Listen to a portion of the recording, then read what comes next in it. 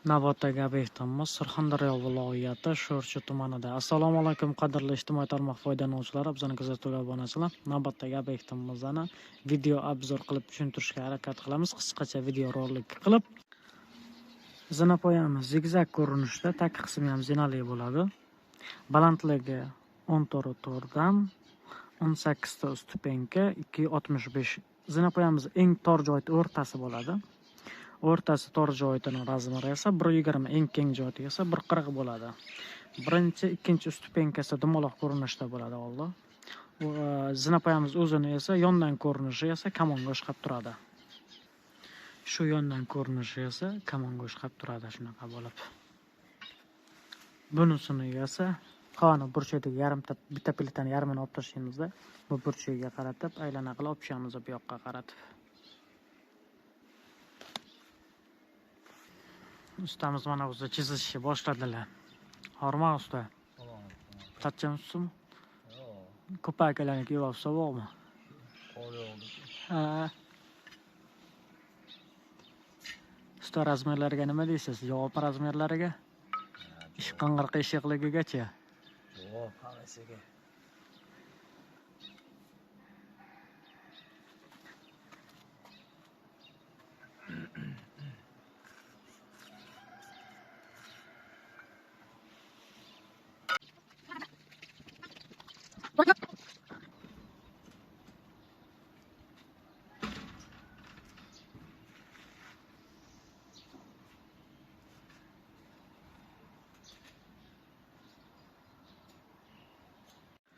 Alhamdulillah, mana armaturasini ham tashlab bo'ldik o'zi. Navbatdagi ish jarayoni esa yo'llarni bo'g'ish, bo'g'maliklarni qotirish. Kuzatib boringlar.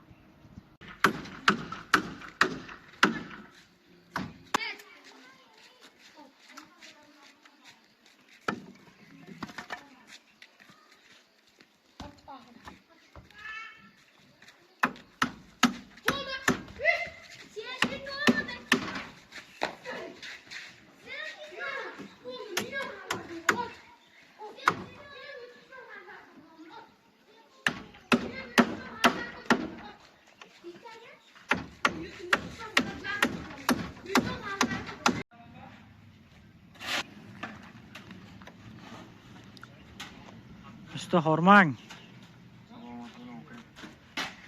Charchamadingizmi usta? Charchash yo'q.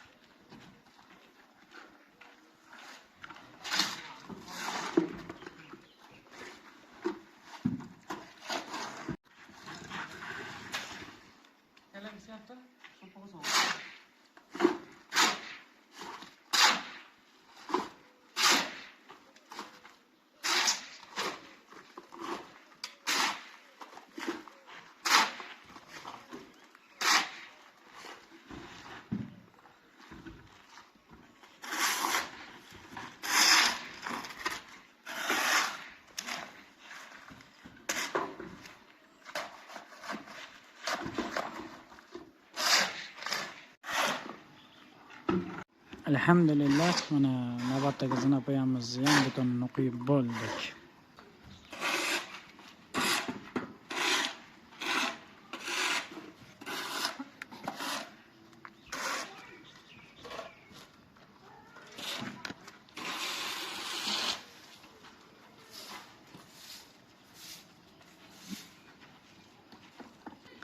Plashatkamiz ozgina oysimon bo'lgan.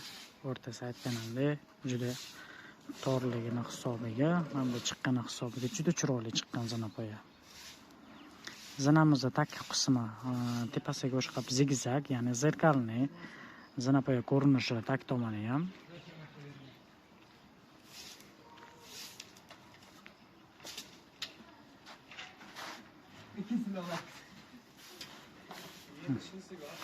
Tag tomoni ko'rinish qismi.